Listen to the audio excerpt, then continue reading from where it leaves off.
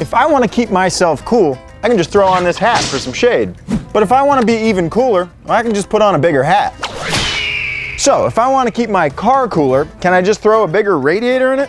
Well, kinda. There's actually a lot more to it than that, but we'll talk about it. Today, we're gonna revamp the entire cooling system on the Miata, finally. I'm Zach and this is Money Pit. It's time to be cool, finally.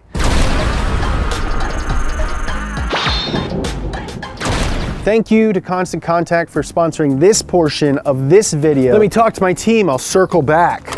Oh, hey, weird, didn't see you come in because I was busy doing all this business stuff. That's right, I'm a stone cold business man. Numbers, analytics, e-commerce, marketing.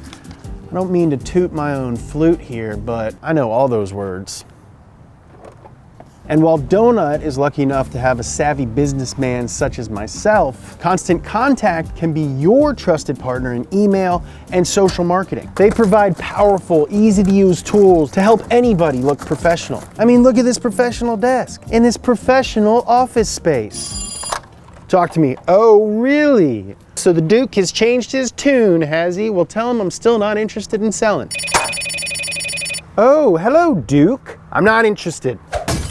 Constant Contact's marketing expertise will provide unmatched guidance, support, and education regardless of experience to help your business reach its goals and continue to grow. Constant Contact really has all the tools to help you sell online, whether you're just getting started or not. They'll help you find new customers and sell more. So what are you small business owners waiting for? Start growing your brand today. Go to ConstantContact.com and try it for free. Thank you to Constant Contact for sponsoring this portion of this video. Now, back to the show. As you guys may remember, a few episodes ago, we took the Miata to Willow Springs racetrack, and it was almost super fun, except the car kept overheating. It was overheating all day. And that was when we knew that we needed to upgrade the cooling system. So, all my cooling system parts are finally here. Everything showed up from Flyin Miata, and we're ready to install them. We're gonna make this car so that we can beat the ever-living hell out of it on the racetrack, even if it's 110 degrees out and it won't overheat. That's the goal. But the first thing we need to do in order to make that happen is take out all this stock stuff. So that's where we're gonna start. All right, so here's the deal. Making horsepower means that you're gonna make a lot of heat. Your engine makes an enormous amount of heat just trying to drive down the road. So if not for a cooling system, it would literally just melt itself. So a cooling system is super important to keeping your car running right. So that's why we're gonna be upgrading ours today. You can see some rust color when you look in the hoses and in the radiator, and that's one of the biggest killers of a good functioning cooling system. The rust color is not abnormal, you just need to make sure you're not getting a lot of corrosion and corrosion buildup. That'll clog your radiator and just make your cooling system work pretty poorly. Well, there's our stock radiator and the stock fans. Just a little guy. But, you know, 25 years old. This is a downflow radiator. The hot radiator juice comes in up here and flows down these tubes as air flows across them. The heat is extracted, and then it goes back to get some more heat and bring it back to the radiator. There. This is our normal fan that runs when the thermostat is open, and this is the fan that comes on, I think, when things get really hot or when the air conditioning is on. We're gonna replace these two fans with one big fat fan, and we're gonna control it with our Mega Squirt, hopefully. That should be pretty cool. So to replace our dinky stock downflow radiator, Flyin Miata sent us this nasty Koyorad crossflow radiator, which a lot of people say is better for cooling because since gravity isn't working to pull the coolant down through the vertical tubes, the coolant ends up spending more time in these tubes and thus cools more. The tubes are also often longer side to side just because of how radiators are shaped, so you end up getting more cooling, you know, per tube. You also need to consider getting air through it. So for that, Flyin Miata sent me their Stage 2 airflow kit, and it is nasty. So here's our shroud. You see all these little squares? Well, we're gonna put flaps in those spots. A fan just kind of hanging out behind your radiator does okay, but it doesn't pull that much air directly through the radiator because it's not forced to. Air is gonna take the easiest path it can. So by adding a shroud, you force air to be pulled through the radiator since it can't come through the shroud. So that's great at idle when you're sitting still and you're relying on the fan to move air through your radiator. But once you start moving and you're driving down the street, like on the highway, there's a lot of airflow just naturally because you're driving fast. So in those instances, shrouds can actually be harmful because they block some of that natural airflow. That's where these squares come into play. We're going to install some flaps that Flyin Miata included, and basically what those will do is allow air to be directed through the radiator by the shroud when we're sitting and, just using the fan.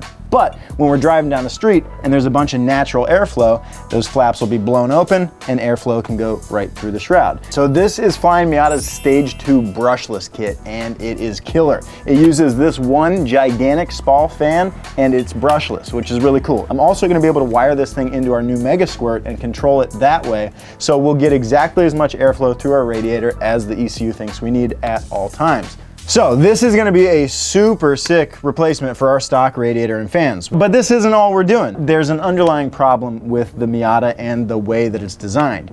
You see, the engine in the Miata is originally from a front-wheel drive car, and everything was fine and dandy when they were using it there, but when they decided to stick that engine in the Miata, they needed to repackage some things to make it fit the way they wanted to. And one of those things that they repackaged is the cooling system. So on the Miata, as things are, this is our thermostat housing. This is where our thermostat lives. We'll talk more about it in a little bit, but basically the hot coolant comes out here and into the radiator, then it goes through the radiator, cools off, and comes back in to the engine over here, also at the front of the engine. So what ends up happening here is that the front of the engine stays really cool and the back of the engine doesn't get that much coolant flow. So what people do is what's called a coolant reroute, and it moves the thermostat to the back of the engine. Flyin Miata sent me their coolant reroute kit, and it is unsurprisingly perfect. So we're gonna install that too. I'm gonna tackle the coolant reroute first, get that out of the way, then we'll slam our new fancy fans in. Might bust some knuckles today.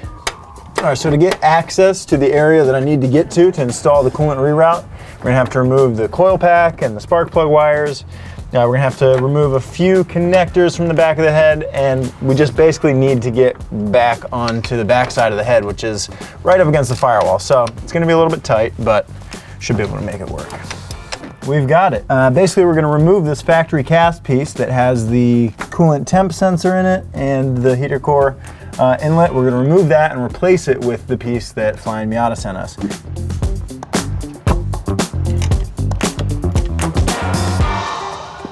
And here she is. Not too bad. Oh, there you can see, that's where the coolant temp sensor that sends the temperature to the ECU, that's where it sits, just in that steady little stream of coolant. Oh, messy, messy, messy. Where that wrench at? Thinking ahead. All right, so we've got our reroute ready to go in the car. The old gasket is scraped off, new gasket is in place.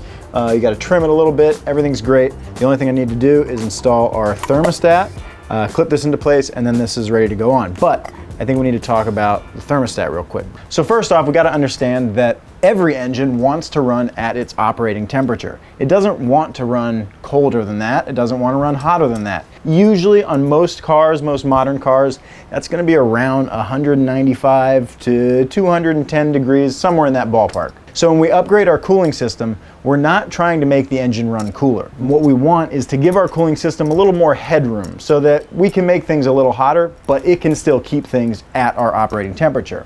Every thermostat has a temperature at which it opens. This is 180 degrees Fahrenheit. It'll usually run a little bit over that in an equalized system, but it's this that determines our operating temperature. It's really simple. This thing just opens with heat. There's a little wax pellet in here that expands and forces this thing open. We'll go do it on the stove. You can do it on a bucket of water. So with all that said, let's stick this thing in, and then we're installing stuff. We're on the way home.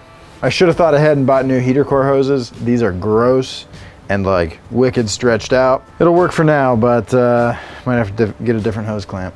I hate putting old parts onto my new shiny parts.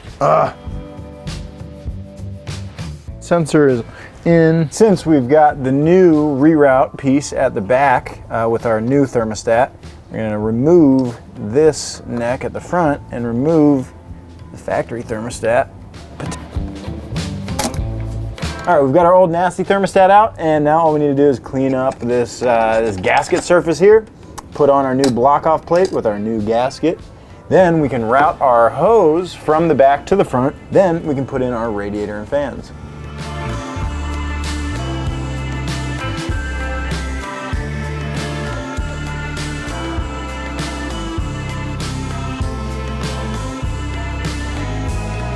All right, now that we've got our coolant reroute in place, with the hose all where it needs to be, it's time to focus on the new radiator and fans. So I got to take these brackets off the stock radiator, and they'll bolt right up to our new Rad radiator.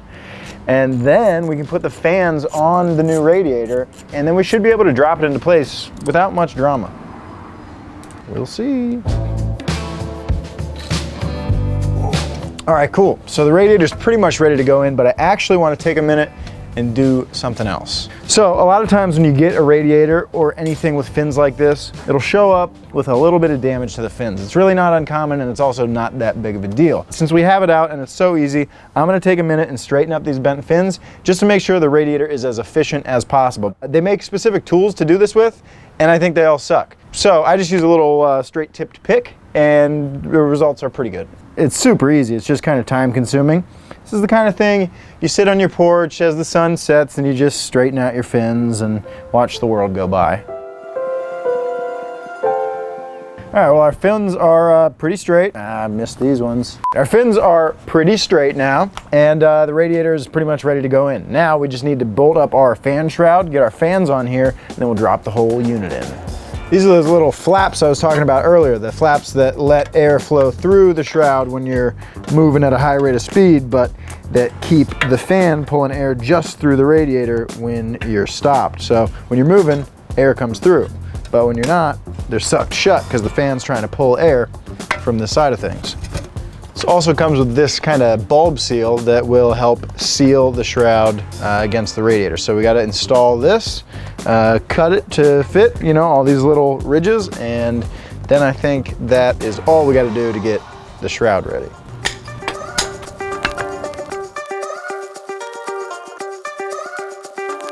Okay, a couple of fasteners down here. So there's a fan and shroud. Then we just got to attach it to a radiator. All right, so we've got a series of spacers that are going to go between the radiator and the shroud to help us make sure things are accurately spaced, which is important. Get all these spacers in, get these cinched down, and I think this thing's ready to drop into place. Let's see if it fits.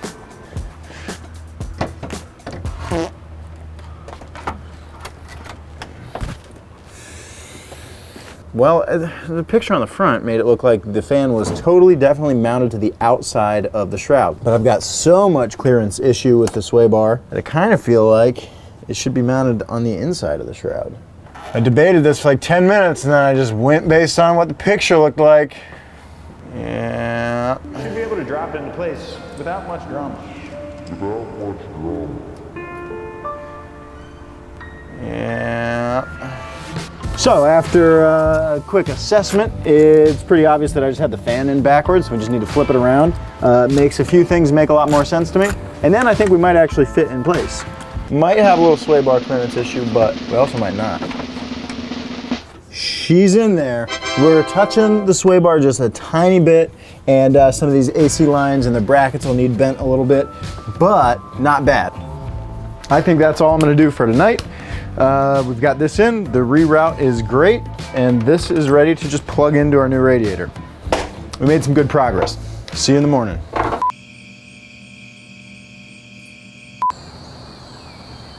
All right, we're back in action. This thing is set. Now what we need to do is get our hoses trimmed to fit and meet up with the radiator just right. Then it's time to start wiring this thing up. We're gonna have to wire the fans. I don't think it's gonna be too hard, but it's gonna be a little bit of a learning process because I'm gonna get this fan wired into our Mega Squirt so we can control it that way. Might be a little confusing. We'll find out. Okay, so we got our reroute hose kind of ran up next to the engine, and we're up here at the front. Now it's time to trim it. One of the easiest ways to make a nice square cut on silicone is with a sharp razor blade, and you just wrap a nice piece of masking tape around it and use that as a guide. I'm gonna go a little bit on the long side just to be safe, but that should be about what we need. That looks great. Now I just need to put a hose clamp on there, tighten it up, and then the reroute is done. The radiator is all plumbed in. All right, so it's time to wire the fans in, but that shouldn't be a very big deal. Flyin Miata includes this really nice jumper harness, and there are 4 wires, and we only have to use 3, so it shouldn't be too bad. Basically, this plugs into the fan right here, And then we need to ground the black wire to the chassis somewhere. So we'll find a nice ground. Then we need to get 12 volts to this. So we'll hook this up on the alternator. And then we need to get signal to our white wire. So we're gonna wire this into the OEM fan wiring, and I should be able to control that with the Mega Squirt. So it seems like it's not gonna be too bad, but well, there's only one way to find out.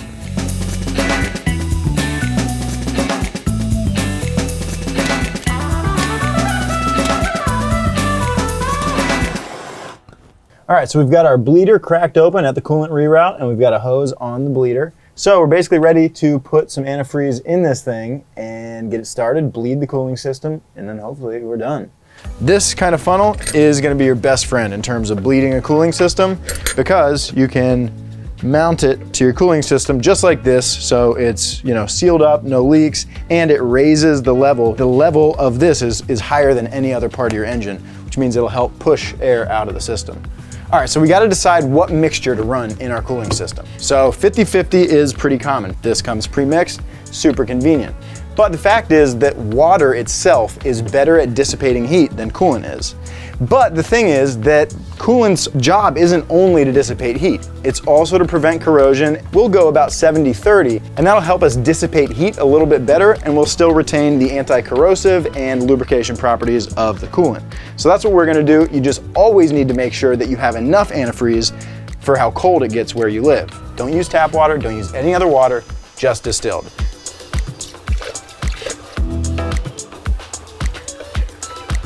All right, so we got some fluid coming up out of our hose, which is good. That means the system's filling up with fluid. Yeah, all right. I think it's time to fire this hog up.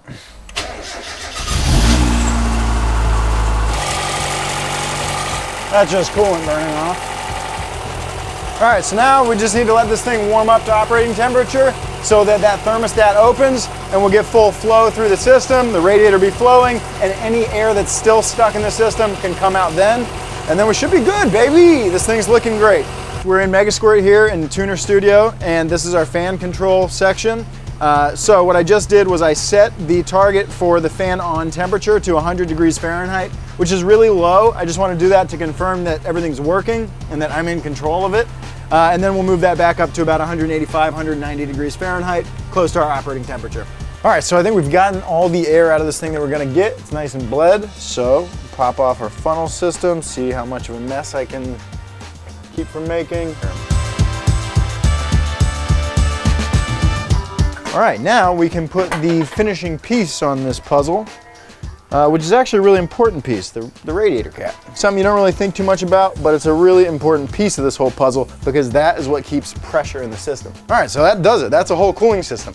I am excited. This thing is ready to be beaten on, and she shouldn't overheat. So, with that said, let's go beat on it. All right, we're ready to give this thing a drive. I am super excited. We've been letting it idle, we've been bleeding the cooling system, and I'm pretty confident that we've got all the air out of it. It is at a rock steady 185 to 190 degrees, and we're just gonna go drive around, make sure nothing weird happens. We're just gonna go make sure everything's cool.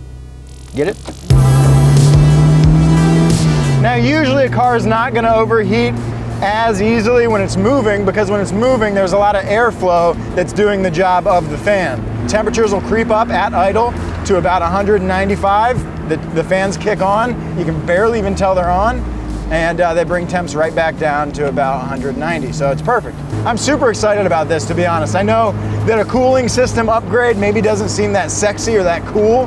It doesn't add any horsepower, but the fact is the cooling system on this car has been one of my biggest concerns. With the cooling system sorted out, I'm gonna feel so much better about this car in general. It just feels so much more capable to me. Sure, I can't put that much heat in it on the streets, and it's not 110 degrees in the desert, but the fact is I'm planning on turbocharging this thing. And guess what? A turbocharger brings a lot of heat with it. The cooling system now can handle that. The cooling system as it was would have just died. You would have just looked at a turbo and gone, oop, this is an exciting upgrade for me. The car's ready to deal with a turbo. The car's ready to deal with me driving it. So things are great in the Miata. I hope you guys had fun watching the video. I had a good time making it. Don't forget to follow me on Instagram at Zach Job. Follow Donut on all social media at Donut Media, and I will see you guys next week. Goodbye.